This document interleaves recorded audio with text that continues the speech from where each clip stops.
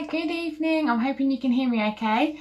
I want to talk to you today about how to make your services page more effective. So in this video, I'm going to share with you 3 changes that you can make to your services page that will make it convert better. I'm just going to adjust this light because it's kind of flashing. There we go. How's that? It's kind of flashing like we're in some kind of a disco. That's better. So let me know if you can hear me okay. I've decamped to my office today and I am still using my phone for my Facebook Lives because despite all my best efforts, I still can't get the laptop camera to work. And I've even tried plugging in a different webcam now and I still haven't got it to work. So, oh, Sarah and Avia, if you could just let me know, can you hear me okay? Then I know that the sound is working all right. I've got a thumbs up there, so hopefully it's all working okay. Right, so in this video, I'm going to give you 3 suggestions for things that you might want to change on your work with me or your services page to make it convert better.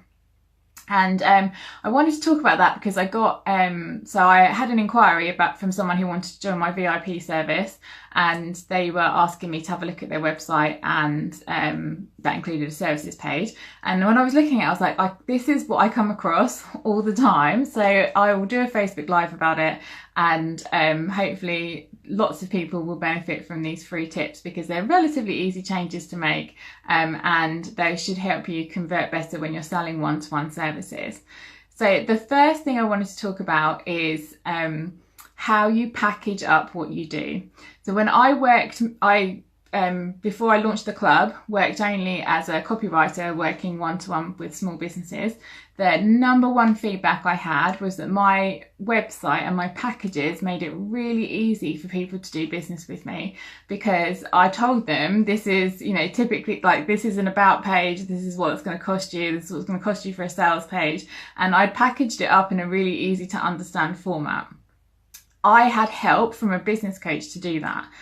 Because before that, I had a services page that was kind of wishy-washy and I was really trying to do everything for everybody. Like I didn't want to package up what I offered in case I offered something, I didn't list something that somebody wanted and then that put them off of working with me. But actually, if you think about it, when you go to a restaurant, there is a menu and you've got a list of things that you get to choose from. It's not just a blank canvas but with a chef in a kitchen and you get to come up with ideas of things that you want them to create for you. I mean, maybe that kind of restaurant probably exists. It was probably a lot more expensive than a regular restaurant. So the number 1 way of making it really easy for people to work with you when you have a service-based business is try and create packages that are the most common ways that people want to work with you. And then, and you can have on that, like I had a power hour. I've seen lots of people say like call it a Kickstarter session or a power hour or a one-off coaching hour. So you can have something that's like the first step for being able to work with you. They don't have to jump in and buy a really expensive package. And then during that power hour, you could create, if none of the packages that you've got already work for that person, you can kind of create your own version of it to sell to them at the end of the hour. But just by listing like maybe 3 options, so one that's like a 1-hour package, one that's somewhere in between that's like 3 to 5 hours, but don't list it as hours, call it like whatever outcome it is that you're going to get towards, and then something that's like your deluxe version. That gives people an idea of what you're going to charge, what you can do for them, and it just encourages them to imagine what it's going to be like to work with you, rather than having a kind of wishy-washy offer of, I work for this much per hour and you can ask me to do anything. So that's the biggest change in terms of the amount of work that you would need to do to your sales page to make that happen. That is a fair amount of work. So luckily the next 2 tips are going to be a lot easier to follow through with. But the next 2 tips are only going to work really if you've sorted out that first part of your services page, so that you've at least got some kind of structure as to what the packages are that you're offering and how you like to work with people. The next thing I want you to think about adding to your services page is some kind of sense of scarcity or urgency. And this isn't like fake FOMO to try and get people to buy when they don't really need it or want it. But actually, when you run a like a service-based business and you are naturally limited as to how many people you can work with and how long it takes you to finish that project, you have already got natural scarcity or natural urgency built into your business. That's not, you don't have to make it up, it's naturally there. But what I notice, like over and over again when I look at people's work with me pages, is that natural scarcity doesn't get a mention. So you can read the page and it says like all the wonderful things that they can do, and then it's got something like a contact box at the bottom that says, you know, fill out this contact box to book a discovery call with me, or, you know, to get in touch with me. And it gives the impression that this service provider is like on call 24/7 with no lead time. So they're just sitting there, sat around, they've got nothing to do, they're not working on a current project, they don't have any current clients. And then when this website visitor goes, yeah, you know, I'm quite interested, I think I'll get in touch, as if they're going to like respond instantly by email and they can start the project straight away. And that's the impression that they give on their services page, because they don't speak of any kind of sense of like natural scarcity of their time. So how you get over this is just be open about what your lead time typically is. So I tended to be booked up in advance for my copywriting projects. I tended to be booked up in advance, like 2 to 3 weeks minimum. So I would say to people on my sales page or the services page that they really needed to be thinking about getting in touch 4 weeks before they needed the copy. I would basically word it as get in touch as soon as you possibly can, because lead times can be 2 to 4 weeks. So if we want to work to fit to a deadline, then we need to get started. You can make it clear that getting in touch with you isn't a commitment to like hire you. It's not legally binding or anything, but they at least need to make that first step as soon as possible so that you can start building them into your production schedule and they can make you aware of any deadlines that are coming up.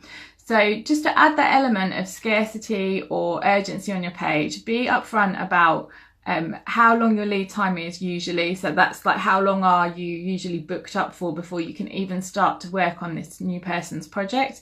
And then typically how long does it take to go through a project. Now if it's coaching, that's less of an issue, because you turn up and you do the work and you're not having to work behind the scenes to make that happen. But for things like website design, copywriting, anything where you're creating something as your service and the client is waiting for the product to be delivered or the outcome to be delivered, then you need to make that time scale clear on your services page as well, just to get them to start thinking about, I can't just click my fingers and have this done for me instantly. I need to plan ahead. I need to start making contact with this service provider as soon as possible.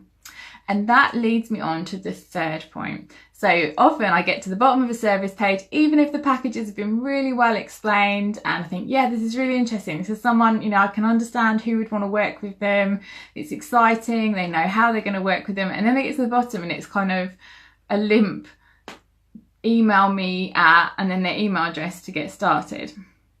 Now, first of all, I hate that, because you're asking them to go away from your website page and load up their email and copy and paste your email address and type out a free form email, and just to get started, it's too much work.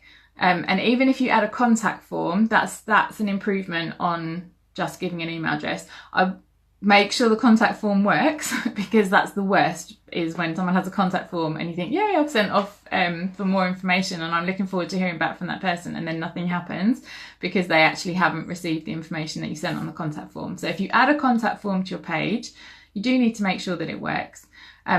But even a contact form at the bottom of a services page is a pretty weak call to action. And the reason that it doesn't work well is because it's just a blank space, and it's asking too much effort from the prospect, because all they've got, like, space to put their name, space to put their email address, okay, and then a blank space, and you might have called it something like tell me about your project.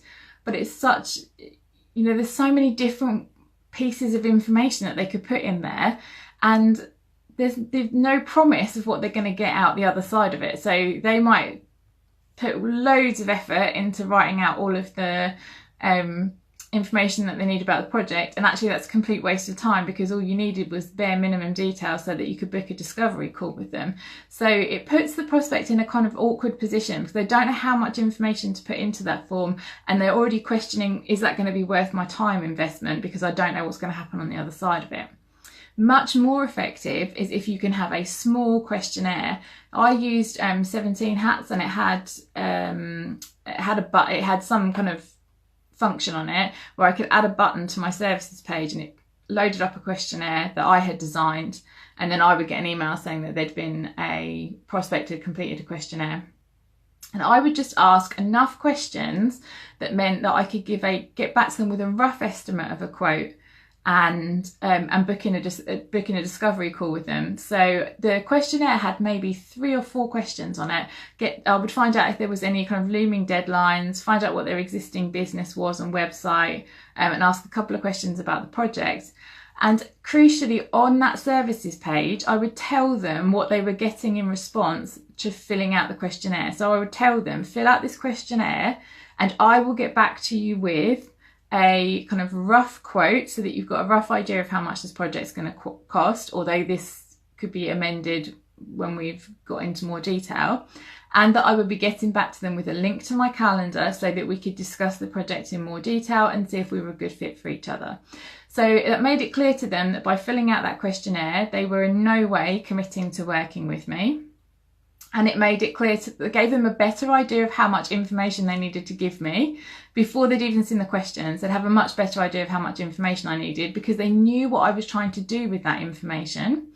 And they knew they weren't wasting their time. They knew that by completing that information, I was going to use it, and that when I got onto that discovery call with them, it would be an informed discussion that we would have, not all this like fumbling around early stages of conversation where you try and, I'm trying to get the most basic information about their business. We would skip all of that chit chat at the start because I'd already got the basic information in their business, and I'd already been able to do some background research on them by looking them up online, and I already had a fair idea of what was involved with the project because they'd filled out the questionnaire.